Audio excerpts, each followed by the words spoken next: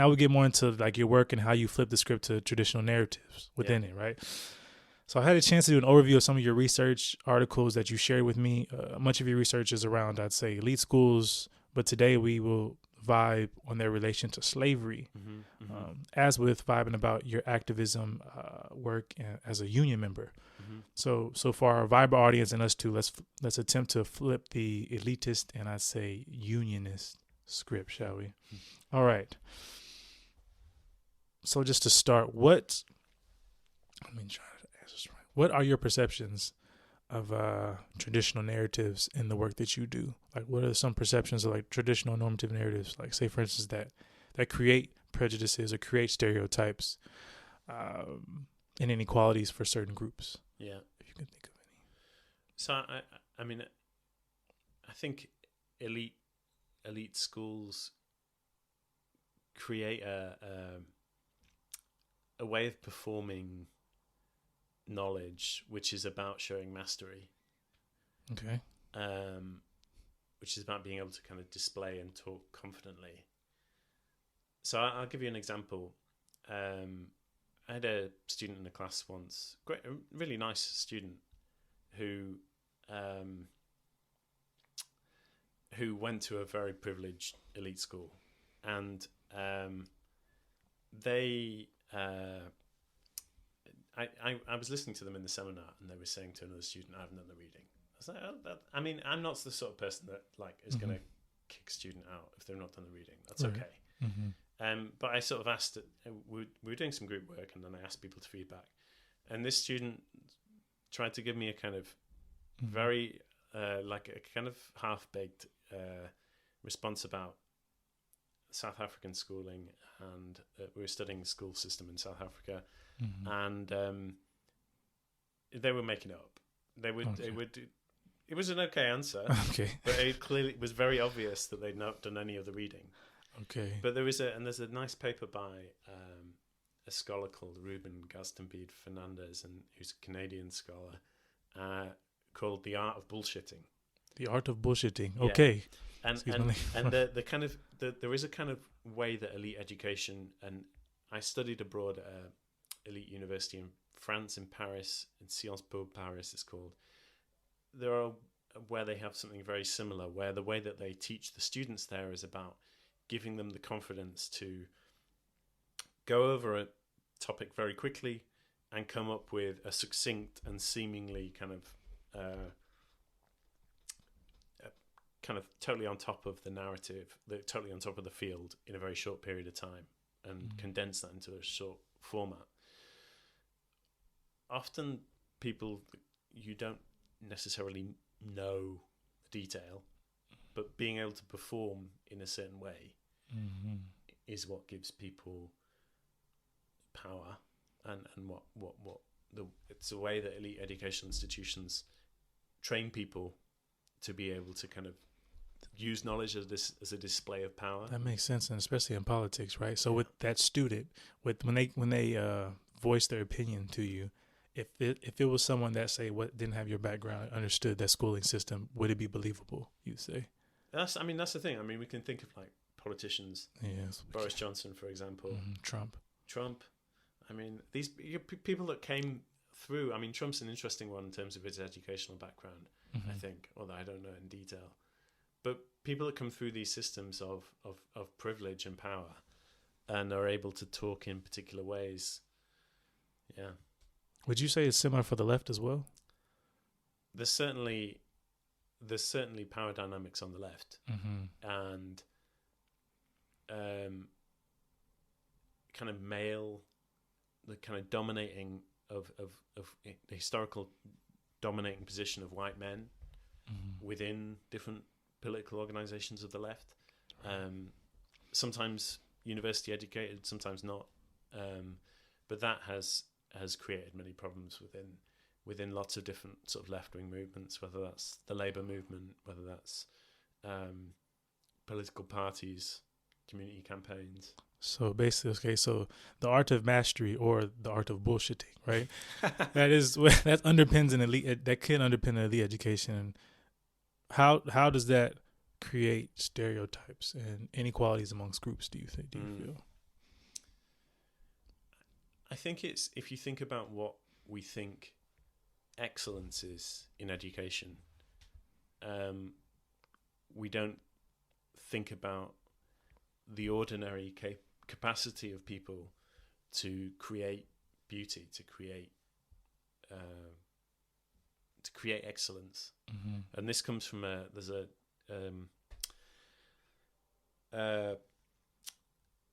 kind of key black activist and writer who wrote a short called Peter Blackman, who actually has a degree from Durham, although he didn't study in Durham. He studied at a affiliated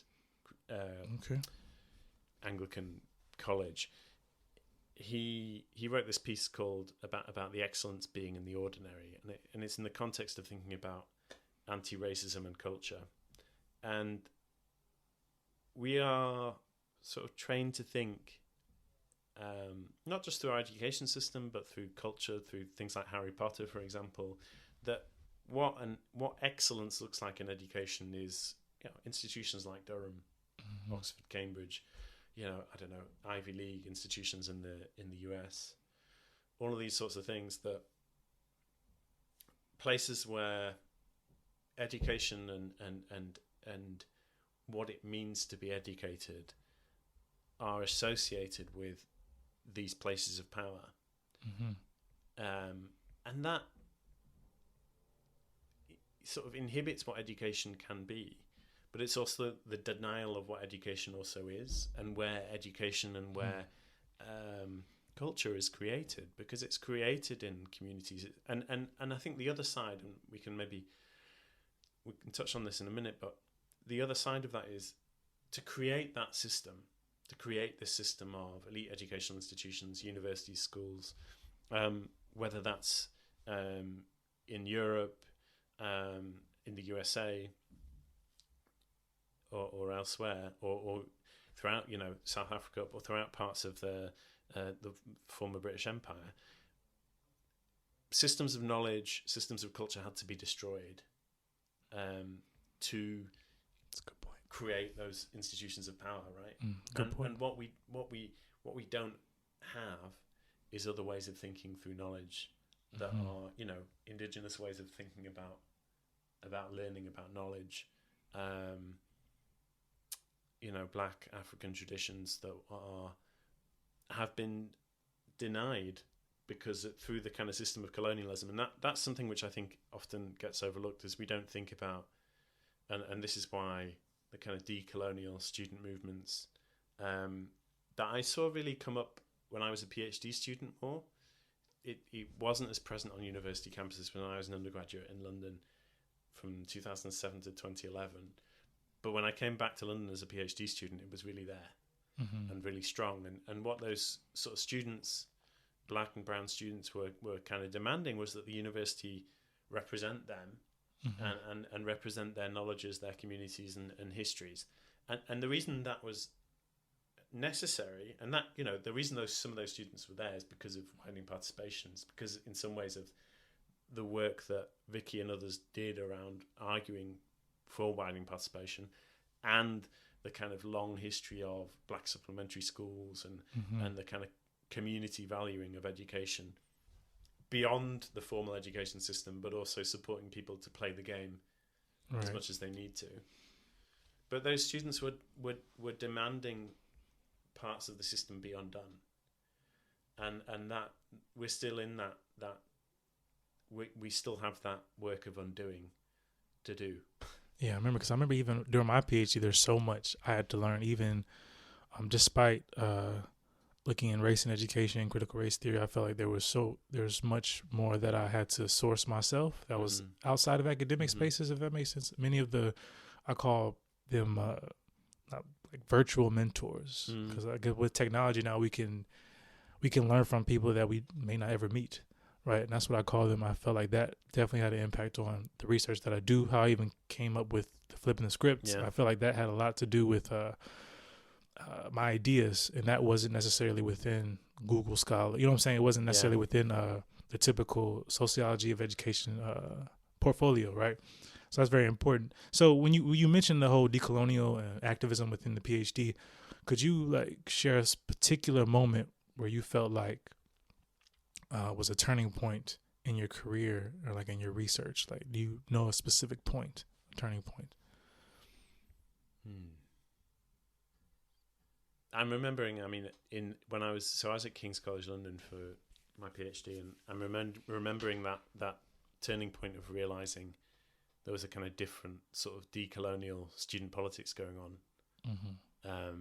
and seeing a particular protest which was around they'd put up a wall of white women professors. It was celebrating women professors. Okay. But everyone on that wall was white, I think, with the exception of one staff member, and there was students protesting. Student actually, well, at the time, Shanice McBean, who now has written a book on the abolitionist revolution, with a V a day. But I think actually, despite seeing that, I think a turning point for me, and actually, working with you and working with Jason as well when he was here, and Adina now, that was a journey of working around and becoming more consciously aware and intellectually engaged with black scholarship, with anti-racist scholarship, in a way that I think, and the Bourdieusian element to this does play a role to some extent. I was too much focused on class. Okay. Yeah. Historically, and and there's other things that I still could do more research and work on around gender and disability as well. But it wasn't a single turning point, but it was a series of things. Okay. Maybe beginning with seeing sort of the decolonial student politics rise up, things like Rhodes Must Fall in Oxford, but then actually engaging it with myself in a deeper way. That happened over time since being at Durham, I would say. Okay, so Durham has brought some positive. So it's a strange place to be. And, so and part of your rehumanizing when it comes to academic work, right? And but again, so I asked Vicky the same question, by the way, about a lot of her work was around ethnic inequalities and how that started, so you just mentioned kind of what was kind of a turning point, but that could be other people's turning point, but they choose not to turn that route, go that route. But what made you do that? Because some people tend to ignore it, or just keep doing what they're doing because they're in a certain space, they're good, like that typical academics that we're talking about. I think I've always been someone that's politically active and had values about what I want to do, and I think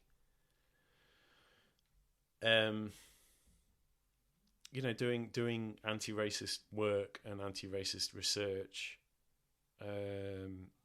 or decolonial research maybe, is part of it's part of the world that I want to see, and that many of us want to see. Yeah. And that I think why did I do that? I mean, I could have just plowed on, right, with my research and not just stuck with what I knew. Right. I think most academics would probably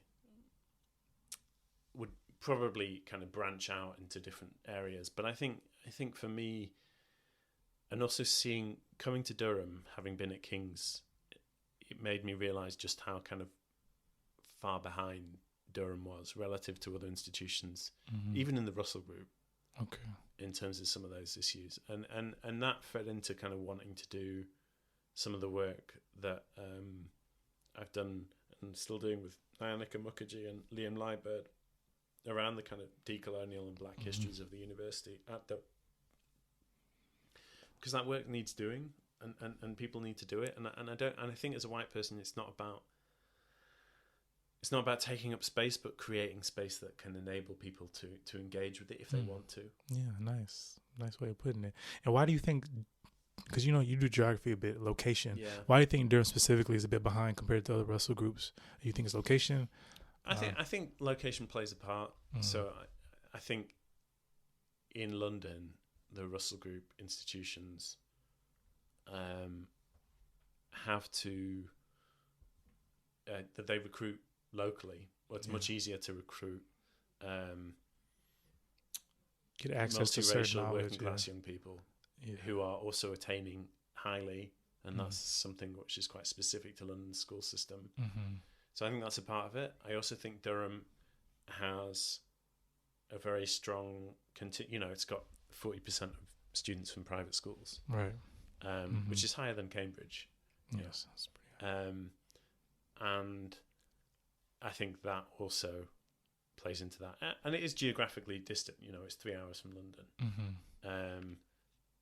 That said, Newcastle is 12 minutes away, and Newcastle, it's not as diverse as some cities, but it, as you interviewed Shabana, and Newcastle has had black and brown communities living in Newcastle for a long time.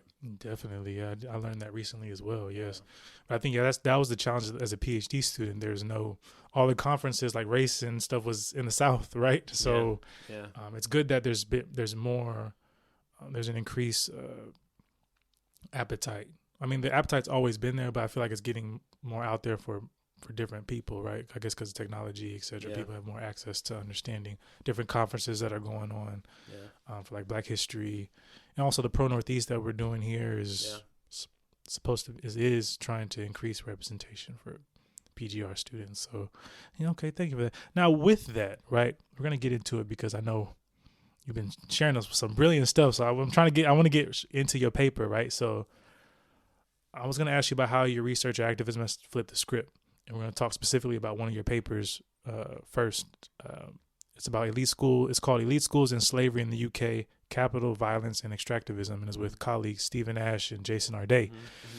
Now, I took a little excerpt from this. I'm going to read it, and then we'll get into the paper, right? So it says, this article seeks to provide a clear account of the ties between secondary schools in the UK and the transatlantic slave trade.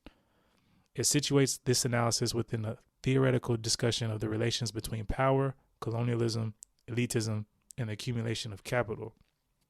I do have a question, though. When it comes to transatlantic slave trade, right, I say European slave trade. Is there a difference? That is a good question. And I think I'm not the right person to...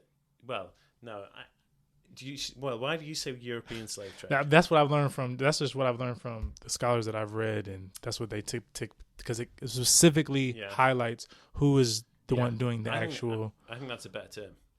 Okay, well, okay, so we'll say I'll say your European slave trade in relation to. We can use that. Maybe I think one of the things about this paper is that I had to engage with a lot of literature around.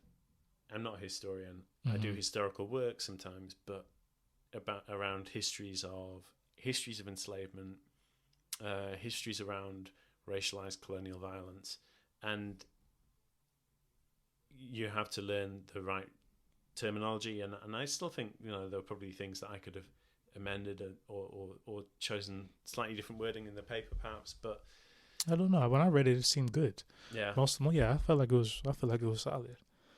Okay, but so y'all draw on Bourdieu and Fanon. So people know Fanon does a lot of decolonial work around, I would say, a lot of history, indigenous knowledge. I think it's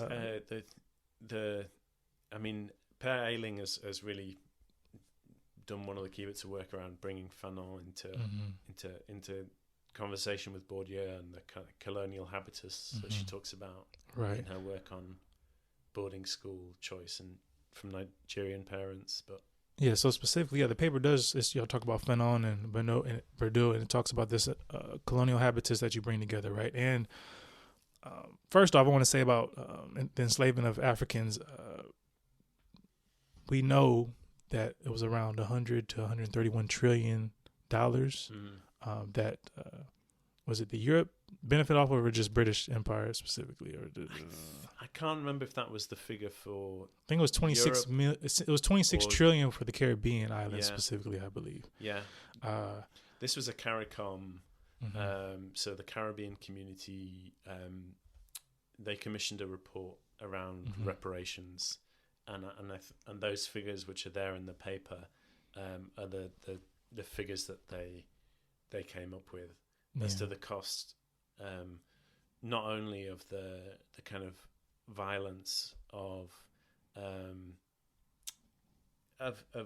forcibly, violently taking people from Africa, but also the kind of long-term effects, the mental, consequences of that. yeah, right. And we'll talk about that for a second as well. I loved how y'all equated how much, let's say for instance, slave owners donated to certain schools, and you could back then, and you made it into an equivalent to now, if that makes sense. So we'll talk about that for a second. But first, with regards to the paper, you talk about an imperialist education, the foundations of these schools, and the several institutions that were established with donations from different slave owners and slave traders, right?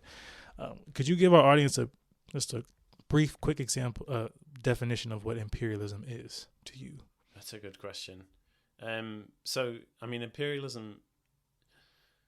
This is where I wish I'd read more Lenin and or an imperialist education, whatever's easier. Imperialist education. So I think this was something which is there in the paper. So this paper focuses on the financial ties between secondary schools in the UK, and particularly elite secondary schools, and the European or transatlantic slave trade. And it tries to situate those relationships also within a wider set of histories, because these secondary schools and elite schools were reformed, particularly in the 19th century, very much at the kind of apogee of the British Empire, and that involved teaching forms of imperialism, whether explicitly or implicitly. And there's one particular head teacher, Weldon is his surname, who was he was the head teacher at Harrow School and Dulwich College, which are two sort of prestigious private schools that still exist now. He also educated Winston Churchill, who people will be aware of his involvement in the Bengal famine. And his attitude was very much to teach the superiority of what he termed the quote-unquote British race. And that, I think, if we're thinking about teaching imperialism, it comes down to, it ultimately boils back down to the kind of teaching of white supremacy, the teaching of ideas of racial supremacy, of ideas of... in some cases scientific or even quote unquote genetic, ideas around superiority, bringing in eugenics, and that is the way some of these schools were working, was very much to teach and embed that idea that the British quote unquote race was somehow superior, and therefore that justified the violence and the extractivism that went on through the British Empire. That's a great example, because in the paper it says specifically what you said about imperialism combined the deeply ingrained arrogance and elitism of the British ruling class with ideologies of white supremacy and racial superiority. But this also in turn created an alliance between a color consciousness and a class consciousness, right? So that also played a role as well.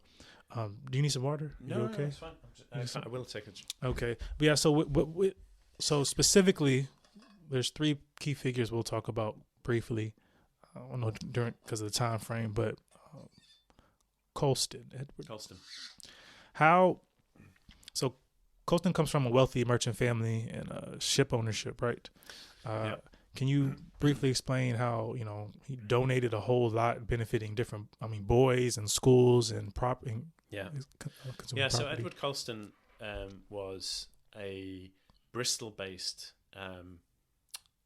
merchant, ship owner, who owned ships that were,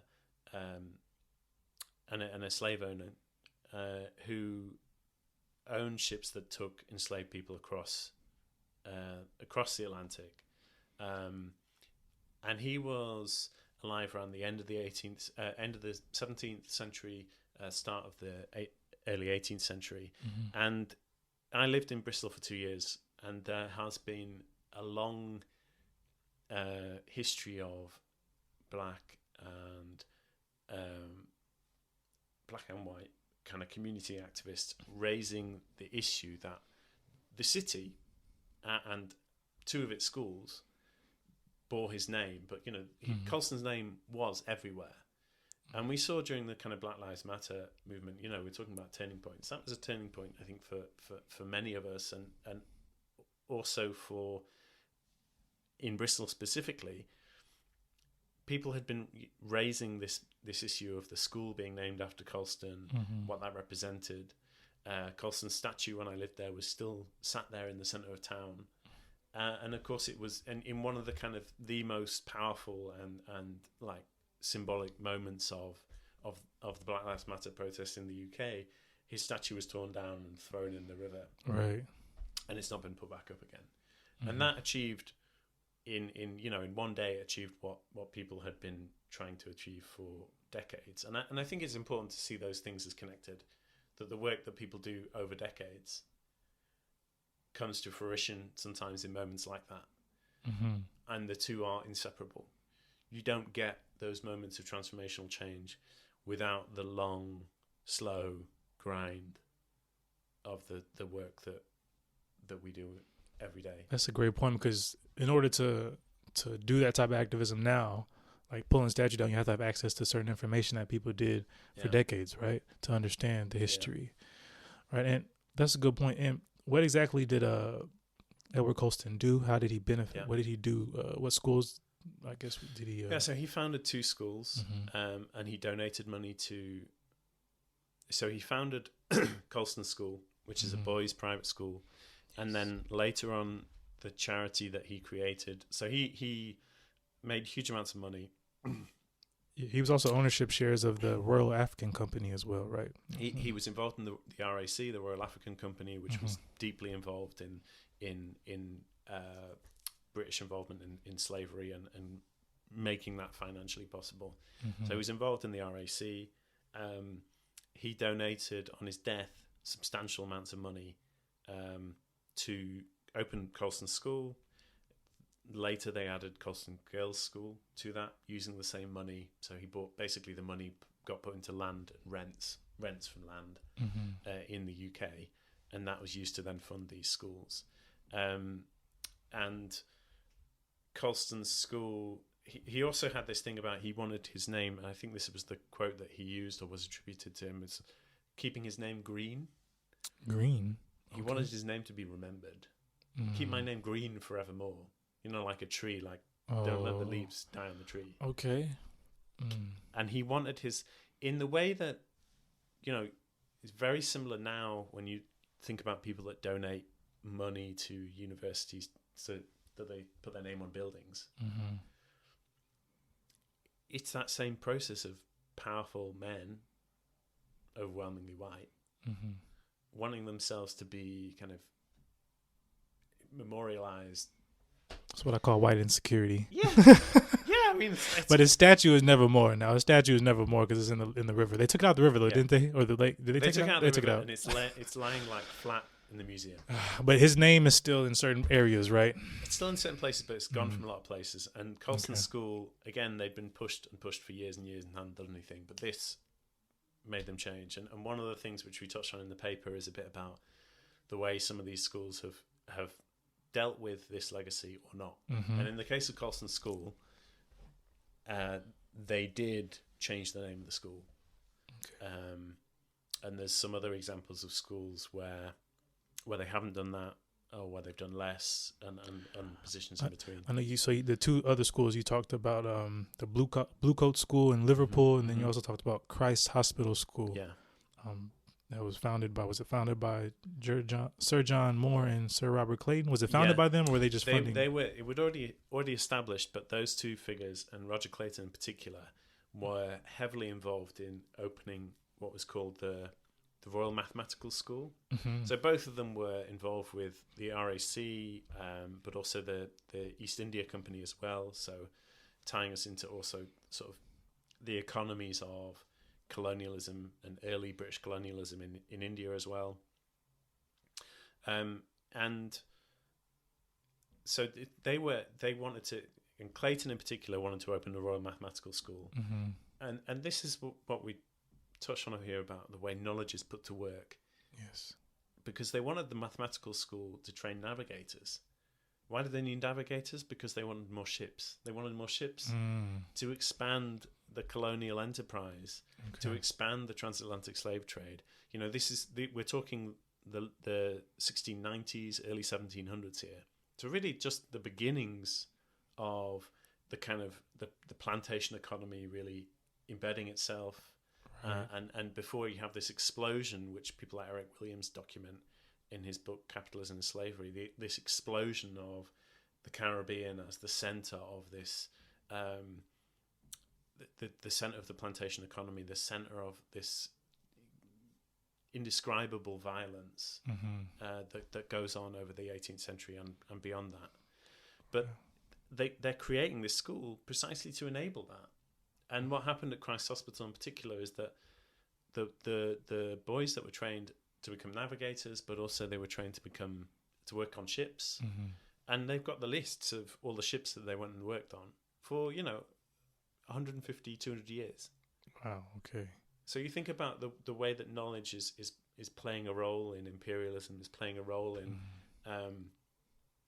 in racialized violence that was intrinsic to the British economy and to British colonialism. We look at educational institutions and we think, we don't associate education institutions as sites of violence very often. Right. Even though people experience all forms of different forms of racism, sexism, ableism, and so on there, but the kind of veneer that educational institutions want to present is that these sorts of kind of structural violence don't happen here, or we're distant from that. And a lot of the work that educational institutions do, this kind of myth making, is to take that money and to kind of transmute it, to turn it into something that has kind of cultural power, and hide all that violence. And that creates this normative narrative, which y'all mentioned is the collective amnesia, right? But before that, so more context. So, for instance, Sir John Moore, that y'all mentioned, that contributed £4,000 in 1695 to the cost of Christ's riding school building, and that's a labor cost equivalent to $9.8 million in 2021. So those are the type of statistics that they give within their paper, which I feel like is very fascinating and very important to conceptualize, right? Especially for people who have a mastery education, right? The art of bullshitting, right? But again, this imperialist education creates this collective amnesia. And that's part of like this absence of acknowledging the past, and I'd say this hesitancy to let's say remove names, right? Name changing, right? Like you said, some schools have been reluctant to change some of their ideas, how they teach. But I would say, how do you feel your paper in particular, how this paper flips the script to those normative narratives, right? Is it, given it for example, is it by highlighting what's happening, giving more of a deep in-depth context of elite education and slavery, enslavement? Does that make sense? Yeah. So, I think it's flipping the script in the sense that it's trying to document and put in one place, because some of these histories were known before by communities in Liverpool, in Bristol, by other academics, but to try and put in one place and to try and think about what it means that educational institutions, schools in this case, have been funded through this violence, very important, and through this these histories of racism and enslavement. That so it is about putting that knowledge out there, but I think the difficulty is, and this is a wider point really, is that a lot of sociology is about this work of like unveiling how things work. But that kind of, for me, the unveiling it doesn't stop there. And that's true in this research. I might go and do some work in one of the schools, possibly, but it's also true it's a wide orientation to the way I think about my role as an education worker. is that we have to be thinking just unveiling something doesn't change anything necessarily. It can, and it's worth doing, but in the absence of a kind of wider sense of political strategy, that unveiling isn't enough. Not for me. Yeah, I get you. Yeah. I mean, see, but that goes back to your ethos, and somehow some academics feel like that's enough. But then, is what you said, Bo, about the Edward Colston House. There's this lasting legacy of this. There's a history tied to people, activism being shown, and then it plays a role in what happens. So, let's say Edward Colston statue, right? My opinion, I think this is great work that does expand that political imagination in a sense. That's what we're going to talk about really quickly next. I think that was a great answer. Thank you, because I mean it just shows your authenticity within being an academic and being an activist, right? And a union member, which we'll get into right now. Actually, hold on one second. Let me make sure.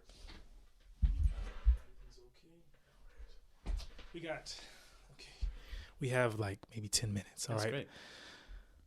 Let's talk about the UCU, right? And Sol was the acting president for the UCU. You are now stepped down, or I was the branch president for 3 years. And I've now stepped down. I'm still involved, but not as the branch president. Okay, and you did an amazing piece called UCU A Way Forward. It's online if people want to read it, right? And I'm gonna read a section of the piece, and then we'll get into it, right? So you said the issue here is that I'm not sure. We do want to take over the functions of the university, at least in anything like their present form. We want to abolish or utterly transform many of them. A struggle in the university is always, or should always be, a struggle against the university as it is, and for the creation of something different. We might say abolition here, but that requires a vision of what would replace it. So again, it goes back to the whole, I might title this, don't hate the player, hate the game, right? Because the game is the system, the player is the academic, right? Or the agents. But in my work, I do a lot of the structuration theory, where I feel like agents are the one creating the system, and the system perpetuates itself because of agents perpetuate. You know what I mean? But either way, you talk about this idea of individualism in education, and that is one normative narrative within the work that you do. So could you kind of highlight how individualism plays a role in the UCU, or the work that you did, and how that plays a role within the union? Yeah. So I was the president of the local branch. Some people call it the chair, or the president tends to be the term that we use in the Durham branch. So Durham University and Colleges Union, and we had two major strikes, 2021 to 22, and then 22 to 23, and then last year 23-24 was quieter, and I had 1 day a week for my union work, which frequently wasn't enough to cover what I was doing, particularly when we were running those strikes, and it is a huge kind of job to be in that role of when you're a branch president, you're under a lot of different pressures. You're dealing with the national union and negotiating, like trying to feed back to them, trying to influence the direction of the dispute. If you're on a strike, you're trying to communicate, and often, like, I had to do a lot of explaining of what national UCU were trying to do or not to our members. You're negotiating with management. You're dealing with the kind of administrative work of answering people's questions, of organising the branch, holding meetings, chairing meetings, a whole range of different things. And it's while being an academic, right? Whilst doing research, the everyday job, and trying to keep a bit of research going, keep your teaching going, all of these things, and it is you do that because you believe in something collective. But the way that universities are structured, and this is a problem, because academics have been the kind of dominant group of staff. They're not the only group of staff within the UCU, but they are the largest group of workers. That they kind of dominate UCU, and that, or they have dominated it, and that creates this position where you are trying to work collectively, but the everyday work and the way the institution is set up is fostered to try and get people to focus on themselves, be highly competitive, celebrate hierarchy, and so you have this tension between the union work that you are doing, what you want the university to be, which is something radically different from what it is, and working with people on an everyday level and having to deal with these contradictions whilst you're trying to do a major dispute, whilst you're trying to carry out a major strike. Yeah, it seems like a lot. And it's a lot. So I'm just kind of recovering. I was about to say, how did it make you feel? How did all that make you feel? How did you navigate it? I'm incredibly proud of the branch that we have and some of the members and the kind of work that people did during those strikes. I think the Durham branch was well organised. I think we were well organised. I think we had a serious impact, particularly during the marking boycott. People held together, and they did that for each other. Right. Like we can think about strikes that people often try and portray us as not caring about students, and the HR director would always care. Oh, we have to think about our students. The reason we're doing this is for students. Right. Because we want an education system that works for people, and the people that are the most committed, that are there on picket lines, that come to meetings, that uphold the strike, they are people who care incredibly deeply about their students. They care about the education system. They're often the first sort of people who will do anti-racist work, who will do tuition fee activism, who will do, last week, the week before last now,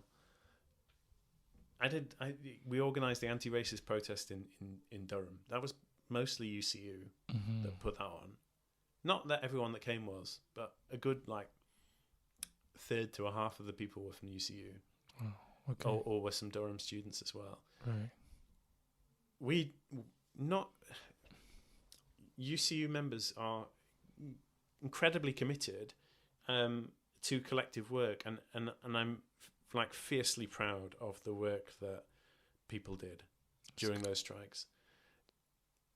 You carry a lot. You also deal with people who are unhappy with the way the strikes are being led, and you don't necessarily have control of what's going on at a national level. So you take shit from all sides. You take shit from management, you take shit from your members sometimes, and that's okay. Stuff from the members, fine. Stuff from management, I mean, you can deal with these things. You have to take it, really, and that's not to kind of celebrate that, but to acknowledge that in those positions you end up having to kind of cope with people's frustration, keep people's anger, and to take that on without taking it on yourself, and without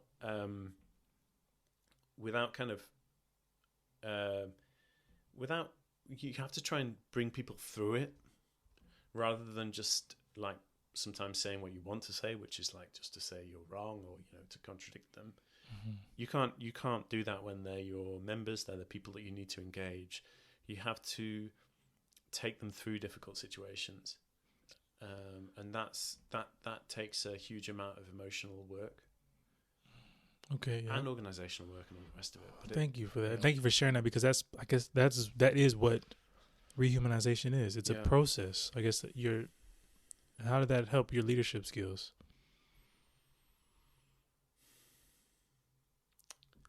I think you're right. I mean, I love the name of this podcast for that. Oh, thank you. The kind of that focus on humanizing, and we think about we teach bell hooks and Paulo Freire and critical pedagogy, which is about centering humans, centering people. The most, like, I think there is an element of leadership. Mm-hmm. I don't normally.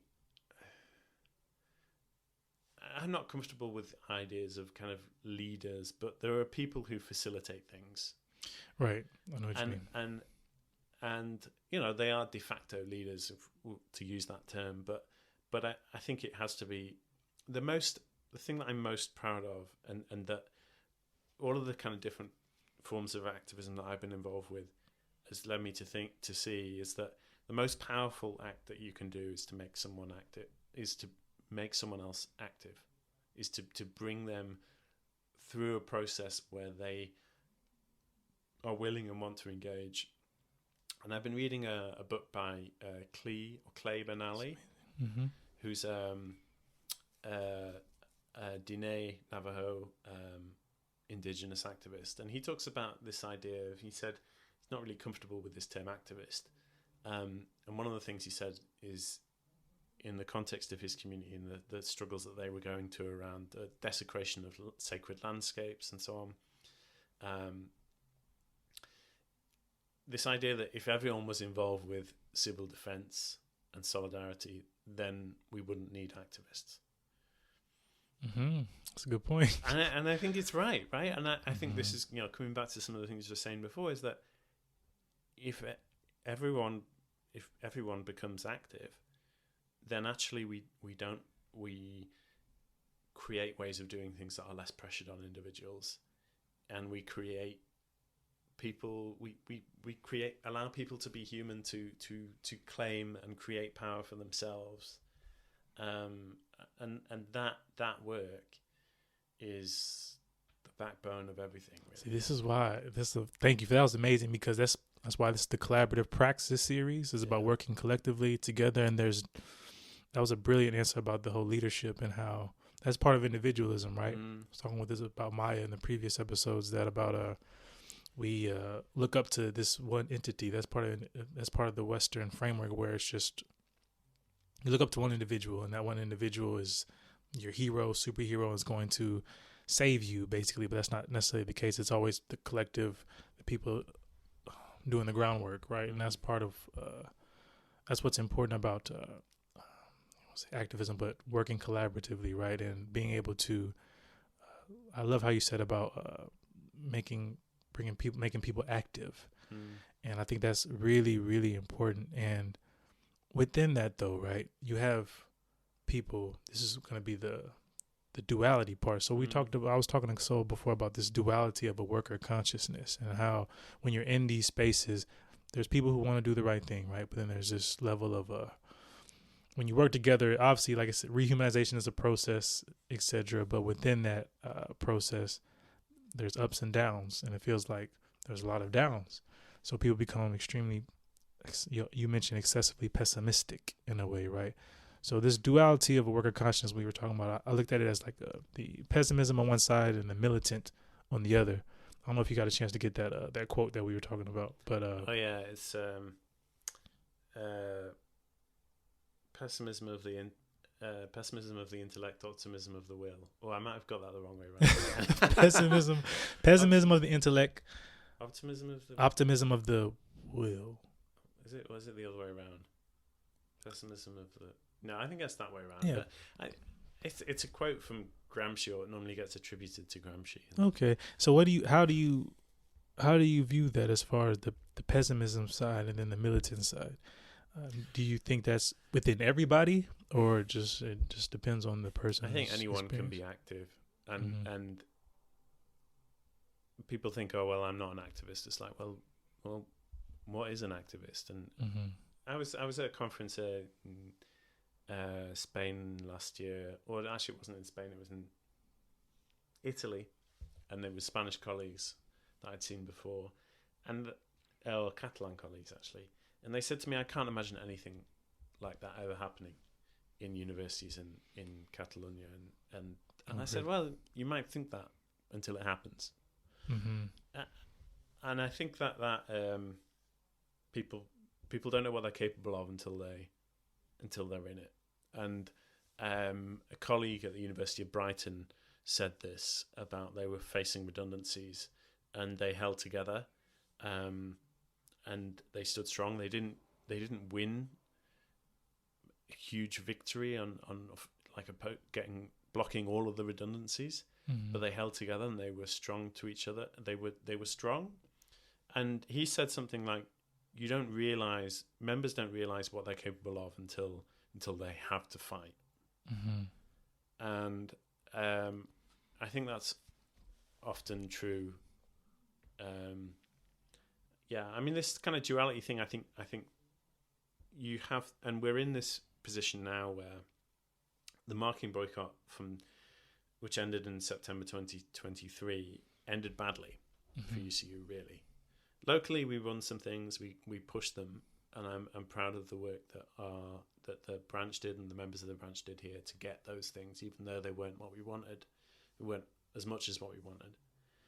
But you're in this position, there are cycles with things, and I think you have to kind of keep the energy and keep the spirit alive, and know that there are moments when the energy is going to ebb a bit, but it's about people not losing hope completely, not forgetting the power that they have. Because that's the thing, when you see these institutions, when you're talking to management, you can see the weakness of the institutions as well. They appear as this opaque, kind of powerful group, but actually, when we talk about the university, often what we mean is a group of senior management. We're probably talking about a group of maybe 30 to 50 staff, if that. Right. And a smaller group that's often taking decisions, 5, 10, 15 people. Right. And that is, they're often overstretched. They're often actually not capable of defeating people in the way that they think they are, or the way that they claim to be. Right. They might control the message, but they don't control the institution. Not really. That's a good point. And then, and what you're saying is there's not this romanticism. It's more about this political imagination where that's why I have athletes that listen to the show too. It's like you're on a team. You're imagining that you can win a championship, right? You're seeing the end goal, and that's the whole point. Even if you don't make that, even if you don't reach that goal, it's about the process of getting there, right? That kind of builds you up and creates this active imagination, or this active this internalization, this active consciousness that we need, right? As people who work, especially within institutions like here, and that's the educational system in particular, right? Thank you for that. That's really good, because I was going to mention about how you mentioned that part of that challenge is the strategy, right? Strategy and participation you mentioned as well. So that's very important. And then last part for this, thank you for sharing everything. But the last thing I wanted to mention is just about how we talk about, it goes back to the certain academics who are trying to sustain the hierarchy, right? And people who are part of the union or part of certain spaces where they become, I call finger warriors, right? So finger activists. So I know you mentioned something about technology and how it takes more work than just using your fingers to create lasting changes. Yeah. Right? Yeah. Could you expand on that just briefly, if that's okay? I mean, I think if we think about that in terms of, posting on Twitter is not going to, it doesn't create relationships. It doesn't build the relationships on the ground that you need to be able to create a trades union movement. It doesn't build relationships between colleagues that are about trust, that enable them to create space, create platforms for change. And that, I think, social media and also academia lends itself to this kind of celebration of status. But at the end of the day, like, who cares if your book got 5 awards at some international conference? If does that do the work of changing things? And academics might say, oh well, I didn't come into this to do things. It's like, well, in many cases your work is about change. Right.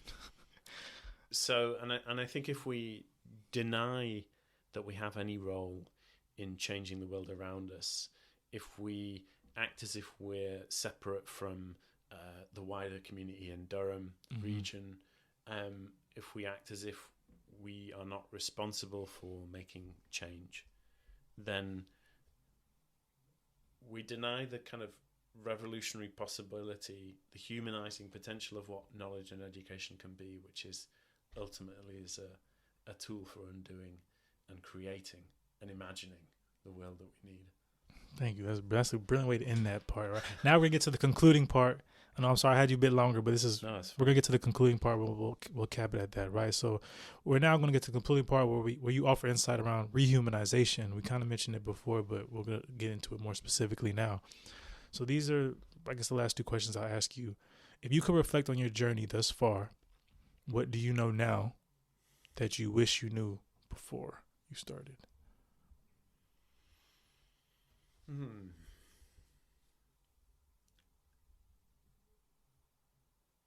I think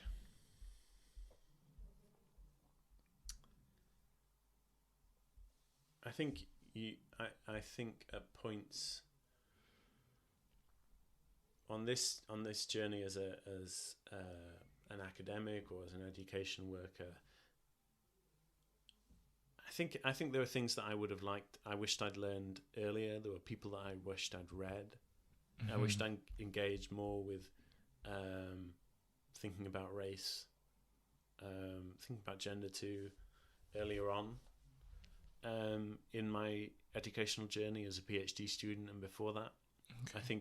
I think we were engaged with anti-colonial thinkers. We read Fanon, but there's a difference almost between reading that work and thinking, making the connections more widely. That's a great point. Yeah. Okay. So I wish I'd made some of those connections more widely, both when I was an undergraduate student and then as a PhD student. That's a great point. Yeah. But the other thing I think I would say is, I think I always think of myself a bit as I've come to think of one of the metaphors around this kind of position of being in the university as your people should be like a Trojan horse. Trojan horse, okay. A Trojan horse. So if you manage to get yourself into these institutions, it's then your job to kind of, once you're through the gates, you come out and do the work. Do the work that you need to do. Do what you got to do. Okay, I like that. It's great. Okay, nice. Thank you for that. Now, the last question. All right, it's been a great interview. I may cut this into two parts. Sure. It's really good. All right, what does rehumanization look like to Saul Gomsu? What does rehumanizing mean? I think to be human is about having that, being able to create, being able to imagine, being able to act in and on the world, in that kind of Freirean sense, to be able to name things, to transform things, to live in harmony with the planet, which requires such a huge level of unpacking of the way we think on the left as well as like on the right. This idea that we're going to be saved through some kind of technological utopia. Well, there's not enough lithium in the ground to achieve that, right? Even if it was, I don't know, nationally owned, collectivized, nationalized Teslas. Right? you do that way of being human has to be about moving us beyond that, moving us beyond capitalism, and there are things that we can do in the everyday about that, things that we do as survival strategies, but also we have to do those everyday things alongside hope and imagining the future, because that act of imagining and thinking and creating in your mind is fundamental to what it means to be human. I think education plays a role in letting that happen for people. Thank you. That's great. Amazing. I heard you said harmony. That's one of my ethos, right under my thank you. So harmony, being creative and imaginative, and working collaboratively actively with other people, right? Yeah. Thank you. It's amazing. All right. Thank you. How you feeling? Good. Good. It's been you ask fantastic questions. Oh, thank you. I mean, like whenever you need to do research, you need someone to ask questions. I'm your person, you know. All right. So, do you have any social media handles, platforms anybody can follow you on? Yeah, at Solgamzu on Twitter. At Solgamzu on Twitter. Are you on LinkedIn? LinkedIn. I'm not on LinkedIn. Oh, well, I am, but I'm not really active. But you can add me on LinkedIn. Okay. I've learned this. Not many academics are on LinkedIn like that. Yeah. Or is that true or no? Yeah, academics are on like Academia, ResearchGate. Mm-hmm. ResearchGate, okay. Things for sharing papers sometimes. But you are active on X? I am active on Pretty X. Active, okay. Despite Elon Musk. And how can people reach you? I guess Sol's still at Durham University. We're here now. But yeah, thank you for today. Yeah. It was amazing. Thank you. Have a great day. I know I had you a little bit longer than I thought I would, but thank you. Yeah. All right. Thanks, Christopher. So a bit of reflection. Yeah, that was a great episode, right? Remember, Sol is my PhD supervisor, my secondary one technically, with Vicky, and Sol has played a big role in my development, I'd say.